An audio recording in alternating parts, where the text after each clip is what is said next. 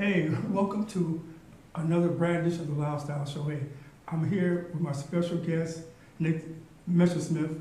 I hope I pronounced the last name right, man. Man, I mean, I've been knowing Nick for a while. We go back to 2000 and, because you did 2000 and probably 8 or 9. 8 or 9, yeah.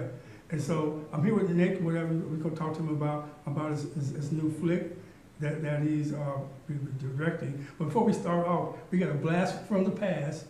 And we're going to show you a little bit about one of your first movies that you directed and wrote. We have a clip for it. So I'm going to do so. You run the clip. We'll check it out.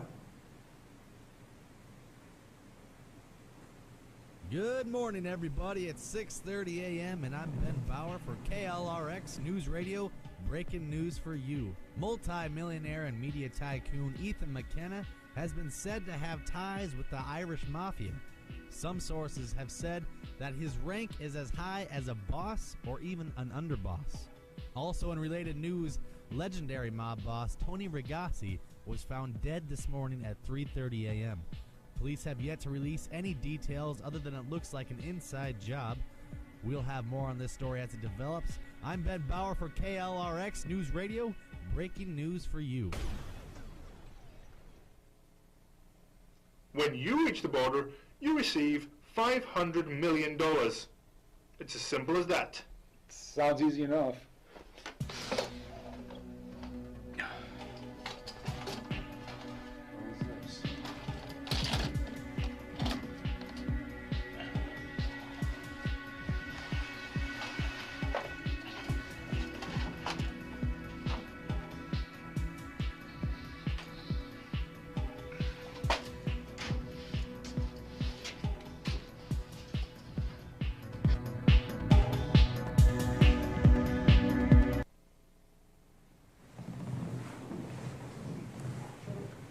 Okay, well, I guess we saw a little bit of it. So that was different. So you saw a little bit of your movie. Yeah, sure. That's the pre-K. That's the first one you did. Yeah, that's the first one I ever directed. I wrote and directed that one. So oh, really? It was It was a few years after film school, and I figured when I'd gotten out of film school, I had acted and did some fight choreography and some stunts and stunt work. And then I said, you know what, I wanna, write something and do something of my own. So then I did it. I did it with no money at all, no budget at all. Wow, really? Using as many people as I could to help out and everything. And then after that film, after it played and everything, I wouldn't say I took a break, but I kind of focused on teaching. Okay. I started teaching martial arts and everything, and I would work on projects here and there, but never too much. And then it wasn't until about 2015 when I started getting back into it again. So. Oh, really? Yeah, because I did some research about you, and I seen another movie. I think you made a role back in the day called Badge of. Oh yeah, Above the Badge. Above the Badge. Yes. Now, did you write that? No, I did not write that. Somebody else wrote that. I was just in it. I played like a mob boss kind of that and stuff, and it was kind of like this. It was kind of an action comedy type of thing. It had some good fight scenes and different things, but it's kind of a different role for me. So. Right, definitely, because you definitely did a lot of fight scenes in that movie. I was looking at it, and it was shot here. Yes. Yes, that was the student film. I think that was when I was still in college. I believe. So it was. Was that before you did the briefcase? Yeah, that was like before that. That was probably, I think that film, Above the Badge, released in like 2010, somewhere around in there. Right, my film released in 2011, 2012. Oh, okay, wow. Both of them were good movies. I mean, you did a lot of action. I mean, you're an action person, man. Yeah. I mean, I just can't wait to see you in the full screen in the movie theaters. That's gonna be your next role right there. But the briefcase, because you had one of my good friends that you know, Josh was in it. Yep. Here back in the day when he was over PATV, and he played Irish mob boss. Yeah. Yep. Yeah, and so I mean I like the movie, man. I like the. What does it take you to actually do a screenplay, man? What was you going through the process of doing that? Well, I Actually, for the briefcase, I came up with the idea in my sleep. I actually dreamt part of the story in my sleep, and so I woke up and I wrote it down, kind of just the idea, and I just put it away. I didn't really think about it. And then while I was in college, I just kind of started writing little bits at a time. I would, I'd be in the shower and then all of a sudden say, oh, that's a good idea. Write that down or write something, and then eventually it just kind of over the course of 2 to maybe 3 years, I've completed a script, and I went through a few changes, and then I casted it. And at that point, I didn't really know a lot of people in the film industry. I only really knew people local. So I then asked a lot of local people to come in and help, and I didn't know, directors of photography, and I didn't know, all these different things. So I did pretty much everything on my own. Wow, that's remarkable. And I learned a lot from that. And I said, if I ever did it again, I'll never do that. I'll never film it that way again. I'll never do everything. I'll go out and get people. So when I decided to do this next one, I was contacted by somebody that had a script, and they said, read it. And so I read it, and then we decided to do this one, and so I was like, I'm going to go out and get a crew. Get the whole 9 yards. But for what you had to work with back in the early 2000s, you did a really good job. Oh, thank you. The short movie turned out real well. The acting was, it was crazy, over the top. Some parts over the top, but not the character. The dude that the lead character was he in the martial arts, or did he was? Nico was he was into it, and he was a good friend of mine. He was not an actor at all. Yeah, okay. And when you watch it, you can tell, there's some moments he does really good, and there's other times when we're rushed and everything. But and if I could do it again, I always said if I could do that film again, that would be one thing I would do. I'd go out and get actors to do it. Instead of people I know, I would get actors. And would you expand the plot to it? Yes, I had originally written 2 stories. I'd written a sequel to it. Oh, wow. And when I did the first one, I had to change a lot, because there'd be times when I'd show up and actors wouldn't show up. So then I'd be on set and I'd be rewriting like that day. I'd be sitting there with the computer typing new scenes. Or, a lot of it with Ben Fleming, who plays Johnny Ragazzi, one of the Italian mob boss's son. He did, and most of all his stuff was improvised. Really? A lot of his stuff was not even written, because he only had a few lines in the film. He did pretty good. Yeah. And he's an actually really good actor. He's a professional actor. We went to high school together, and then he went off to Santa Barbara acting school. Oh, California. And out in California, and then he came back, and it was kind of weird. I never thought I'd see him again, and he was in town visiting his mom, and I just had called him up one day and said, hey, and I knew he had done a lot of acting and stuff, and I said, hey, I'm doing a movie, and he said, well, I'm in town, and I thought, well, come stop by, be in a few scenes, and he did. So luckily we were able to get him, but and then everything else just kind of fell into line after. Right.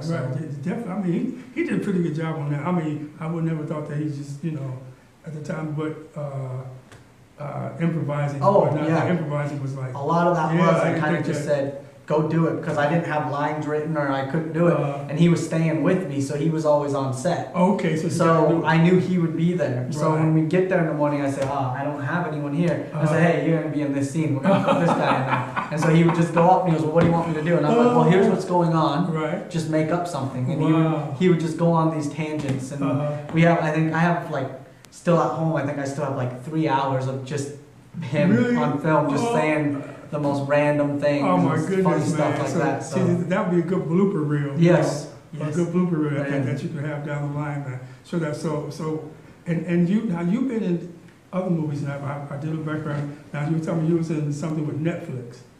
Yeah, so I did.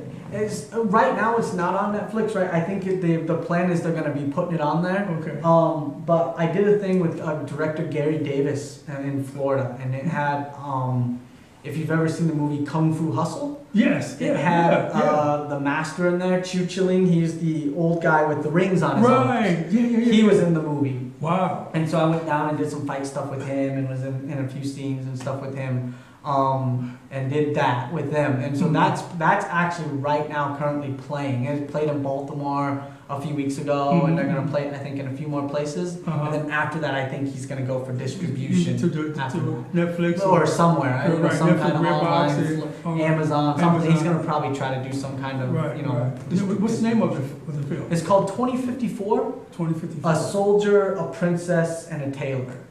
So, A soldier, the princess, and a tailor. yes, it's a great story. What is it? It takes place in the year 2054. Okay. The basic plot was, and he's made 9 of them. He started in 2045, and he's worked his way up. Wow. And 1945, you know, as people know, Japan dropped the bombs on Pearl Harbor. So in 2045, we dropped the bombs on Japan. Oh. And so it causes World War III. Right, okay. And the world blows each other up kind of with nuclear weapons. So everyone resorts to living back in the ancient time. So there's no guns again. So it's kind of like an ancient kung fu movie set in the future. So there's no guns, but there's, you know, modern technology and stuff, but kung fu, I mean, everything like that.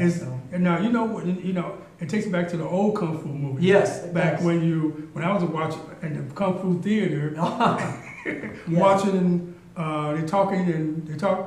I'm going to kill you. Yes. Yes. It ain't like that when you. No, not this one. Where, you know, you hear the voice, and then, you know, then sometimes they didn't do it didn't come out, you know, right with their movement and whatnot.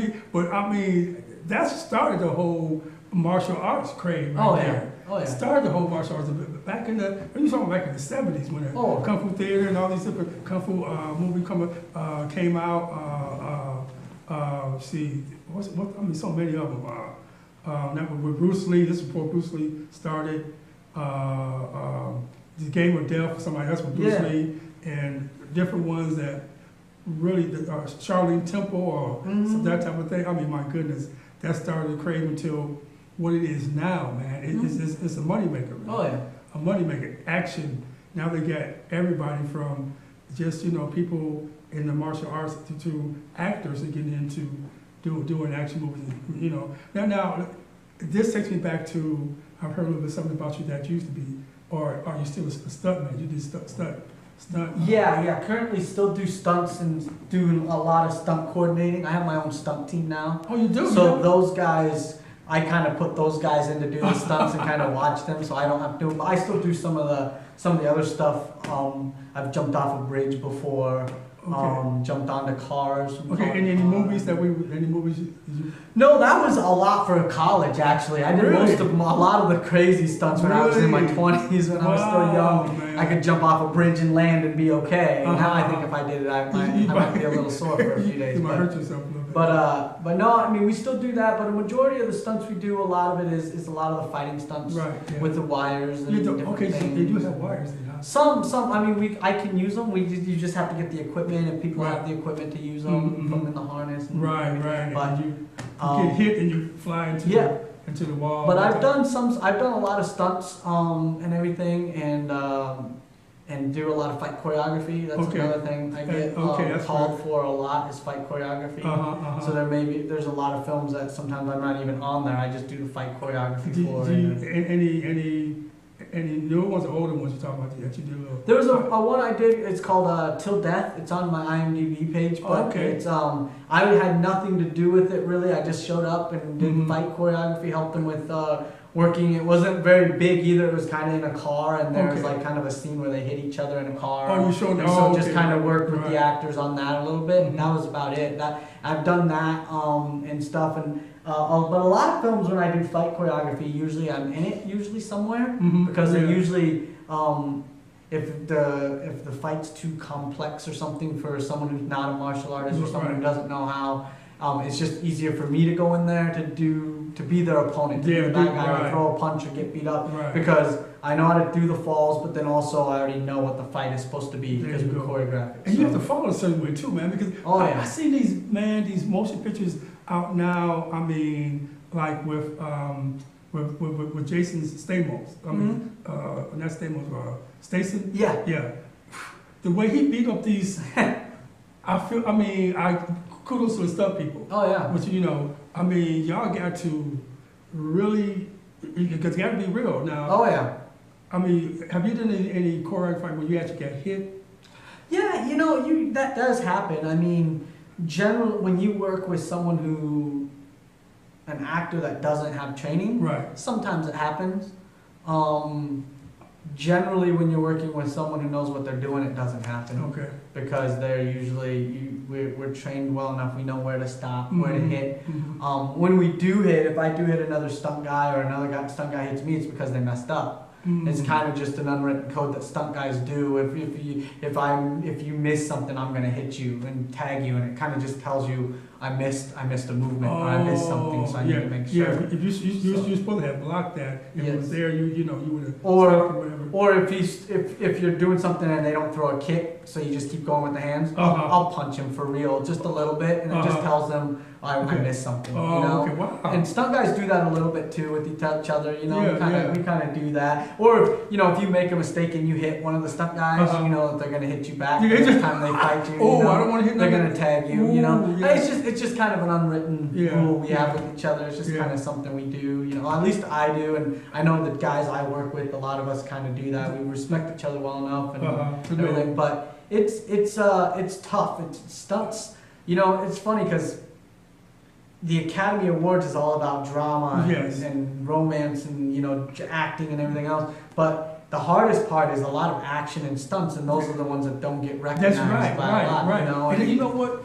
Matter of fact, I think I had seen an award show about recognizing stunt people in different. I think it was on MTV, something like that, because that is the unsung hero. Oh yeah. That makes the movie good or bad. If y'all do it so real, and like people say, "Wow, did he do that?" I mean, he get knocked out. Look at whatever. Right. But you have to do the stunts right, so make it look so real to us audience, people that's watching. So if y'all don't do it right, then the movie doesn't do too well. But yeah. And now with like all the superhero movies that are so popular, there's so many stunts in those. Anytime there's explosions, anything, which is why a lot of superheroes wear masks because those actors aren't gonna go and fall out and get exploded, so they just take a stunt guy, put a mask on him, and let him go out and do it. I'm surprised that you don't get caught for doing it with a man. I'd love to. I mean, it's been one of those things. It's really hard to do a lot of that stuff because a lot of those stunt coordinators or fight choreographers, a lot of times you work with the same crew. Okay. So if you work with a lot of the same people in the same movies, it's hard to bring someone new in. Right, because they know each other. Yes, and they've worked with each other. So if I were to do it, it would be on like a new franchise or type of thing like that. So, but that's one thing I've always wanted to have a stunt team and doing it, and now that I have one and established one, we're able to do a lot more kind of fresh things and new things. So what do you like doing? The stunt part or actually doing the acting? I went to school. I went to film school, and I wanted to direct. That was the thing I wanted to do. That's your passion. Yeah, that was what I wanted to do. And then I ended up doing more acting than anything. I think you got to start somewhere. Right. So I started in front of the camera, and I didn't mind it. I was like, okay, but then I wanted to get away and get back into directing. And people just kept calling me like, oh, I need fight choreography, I need stunts, I need this. And when you do that, you get in front of the camera. So I end up doing a lot more of that for fighting and the stunts and all that kind of stuff like that. So the acting for me, I think it's a challenge. It's something new. I like doing that. I mean, fight choreography is fun. I love doing it. I have a passion for it. I know what I'm doing. But teaching and martial arts is my life. It's what I do. It's all that stuff. So it's kind of not new for me. Acting is something kind of new that challenges me. It's something that I have to push myself to be good at. Yeah, exactly. So the fight choreography and stuff, that stuff comes natural. Right. You're a whiz with that. So, but now you got 10 minutes. Let's get down to basics. Let's get down to now this movie you directed this movie now. Yes. This is your directing debut, I guess, or is it? Yes, it would be. I did Briefcase a long time ago, right. and that was kind of an experiment just to see how I could do it, put it together. So I would probably say that this is my directing debut. I would say this is probably the first big project that I've actually I'm going to be working on. Right. That I'll be directing, I should say, not working on, but directing. And what's it called? It's called Flex. Okay, so we probably have a poster of of the new one that you're going to be. Oh, now, who is this character right here? Now that is Zelda Gay. She's a Gay. wonderful. She sounds familiar. Yeah, she's a wonderful, brilliant actress in New York. She must be a martial artist. Though. Yes, she is. She does karate. She's a second-degree black belt. I'm not going to bother her. In karate, and when we were casting this, we put out a huge casting call. I think we probably had about 70, 80 people audition for it and send us the tapes and everything, and we kind of narrowed it down to 3, and she was in the top. And we watched. Who's the other 2? The casting, I don't remember exactly. I had a lot of people helping me with that because I had a lot of them. There were a couple of other martial artists. Most of them were girls, women, stunt women, or martial artists, or actresses that knew martial arts, or some vice versa. So Zelda is an actress who's really good at acting, but she also does martial arts and stunts and all this kind of stuff like that. So we chose to work with. So she's gonna play the main character named Flex in the film. Okay. And it's a little bit like Kill Bill. It's like a woman on revenge, a revenge story. So it's about her father dies, and then a week later she gets a letter from her father, and he explains to her kind of, if she's reading this, then he's dead, and then what he did. And the reason he was killed is because assassins killed him. He didn't die of natural causes. He explains what he does for work. She thinks he's this big, they call it the firm, and he's the CEO of it, but then she learns that the firm is actually a group of rich, wealthy businessmen that hire assassins to take people out so that they can gain power and money. And so part of the script is that they have him killed so that they can take over, someone else can take over. And so she finds it out, and she says, I'm going to get my revenge. And she'll kill those people that killed my father, but they send people after her. So they found out that yeah, they already know. They're trying to get rid of her and her father, kind of just so there's no kind of, open books or anything. But so they send some people after her, and she kind of plays with them a little. She kind of is too smart for it, so she understands. So she kind of sets them up and everything. But she has some good fights. There'll be some really good. There's supposed to be 6 assassins after her. Okay. So you'll get a set of twins. That come in, which is really good, amazing dialogue between them. Most of it. There's only about 4 or 5 actual locations. It mostly takes place in her house. Really? She has this lofted house. And most of it takes place there. They're hiding in her house, and she finds out different things. But and then of course the final showdown will be somebody where else. But are you going to film it on locations? Other cities, or is it going to be in New York? I think what we're doing, we're going to film it. I think most of it, all of it, in Des Moines. Okay. Des Moines. Yes, we were planning. I was planning on trying to shoot in other locations. Right. And even at one point, I had talked about I contemplated and thought about filming in the Philippines as well. Yeah. But we ended up deciding Des Moines just because. I'm getting a director of photography from Cedar Rapids, and we're using a lot of crew from Iowa. Instead of flying all of them out there, since the majority of them are here, we'll just fly in the main actress, and we'll fly in a few other actors and actresses. We'll fly in a few of them as opposed to flying everyone else to them. So and a lot of these people that you get, your crew are minorities. Minority people. Yes, so it's going to be the one thing I want to do is women and minorities. So if as much as I can, I'd like to do that, and that's a big thing in the last few years. I think in the film industry is there hasn't been a lot of representation for minorities, and we need more, either behind or on screen. So that's one thing I'd like to try to do. Of course, I have a few people I've always worked with, and they'll be on set, but most of it's going to be a majority of minority kind of crew and women doing their thing. We have a woman. Our director of photography is a woman. Wow. So there's not many of them at all in Hollywood. I haven't heard too many. Yes, there's only a handful. So there's one here in Cedar Rapids, and so we're going to use her. And she's also a martial artist, so she kind of understands angles for hits and everything like that. So that's kind of why I chose her. And she's passionate about it. and she liked the script because it's a I like the strong- name Flex. I like Yeah. the name. The name Yes. right there. When I saw the name, I saw the poster. I said, "Man, this is gonna be a good action movie right here." Yeah, And a yeah. woman too. She's gonna beat up some men. She probably likes that. So you talk to her, and she's in the film, like I said, Zelda. Any other people you could talk about that's in the movie? Right? There are a few others. So we're gonna have a we do. I can't announce it yet because I don't think Okay. officially we can. But there is gonna be a really famous Hollywood actress Okay. in the film. Okay. She's gonna make a cameo, kind of Oh, play it, and that'll help okay. kind of hopefully Okay. boost it. But Okay. everyone will recognize her. Will know who she is. She's been in a lot of Wait. big movies. You have to come back on the show. When that can happen, when you come Definitely. back on the show, and hey, when the show comes out and when it premieres in Des Moines, and you should have a red carpet thing. No, yeah. I want the Lyle Style show coming out here, man, and talk to y'all on the red carpet. Definitely, Y'all should have that, man. We'll get the whole crew there. We'll have Oh, yeah. everyone come in. Yeah. We'll have Zelda come in. We'll have everyone come Okay, in. good, because I want to come down to Des Moines, Yeah. and and take my show Definitely. down there, and Yeah, Let's well, go. the film, if it does well and if it looks good, we're gonna play it in.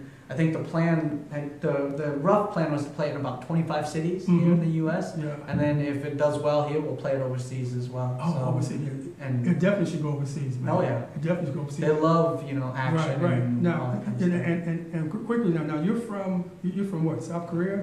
I was Okay. born there, Born in South but I Korea. was adopted, so I grew up Grew up here here, okay. in my whole life, pretty much since I was like 11 months old. I Wow. came here. Okay. So I've lived here my whole life. Yeah. And then and my parents wanted me to keep a part of my culture, so Right. they signed me up for Taekwondo. Oh, in okay. Korean, Yeah. And when I was 5 years old, and then I just it ended up being something I liked doing, Uh-huh. and then that when I wanted to do it, I knew I wanted to do that for a job, Mm-hmm. but teaching, you don't make a lot of money at first, and you're really poor, and so you need to Right. have a day job that you can do. Yes. And so when I was thinking about it, I said, well, I'm not really good at anything else other than that, so what can I do? Uh-huh. And I was looking at things in college, and someone was like, oh, you should do film. You Right, know? yeah, So yeah. I'd always watch, action films or kung fu films and say, oh, this fight scene could have been better, or Uh-huh. this could have been better, or Right. done better. Right. So everyone's like, oh, you should just go do it. So then I just went to film school and did it. There you go. And the rest is history for you, Yeah, Nick. for I sure. appreciate it, man. It's my first time seeing you because I followed you before, with Josh. Oh, yeah. And heard a lot about you and whatnot when you was doing the briefcase and everything. I wish I was in that, man. I'd be a good black mafia type Oh, person, yeah. no, you did a great job with that, and I just appreciate your work and what you're doing, man. I think you're gonna do good. I think the movie Flex is gonna do real well. The plot seems really good, and you got a whole female cast and minority. That's a great thing. Yeah. I think that because. Don't forget Lyle Style, because I definitely want to come out there. Definitely. Red carpet thing, when y'all get it, when you premieres in Des Moines at one of the big theaters out Oh, there, yeah. which you will. Hey, y'all should do red carpet. I'm gonna come out there Oh, yeah, and definitely. interview and talk to you again. Yeah, bring and then it. you can tell me how big you are, man. Yeah. Yeah. We'll see.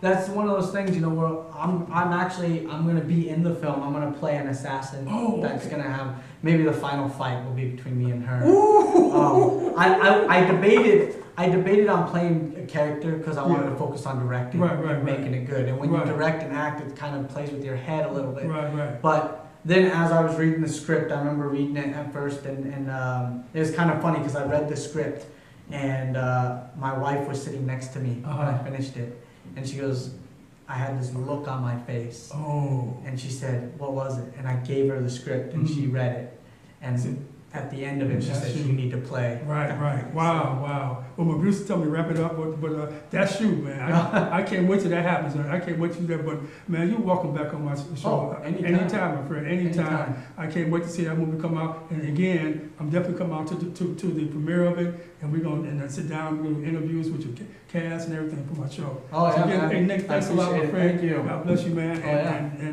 And you're gonna you have great things that Oh, are gonna happen to you, thank man. you. So hey, I'm talking to everybody here. Hey, look out for Flex. If you're coming to a theater near you one of these days, it's gonna be a good movie. And I want everybody to keep following their dreams, just like Nick did. Don't give up on your dreams. Keep pursuing that, and it may come. It may happen. With that saying, I want to say keep styling and profiling.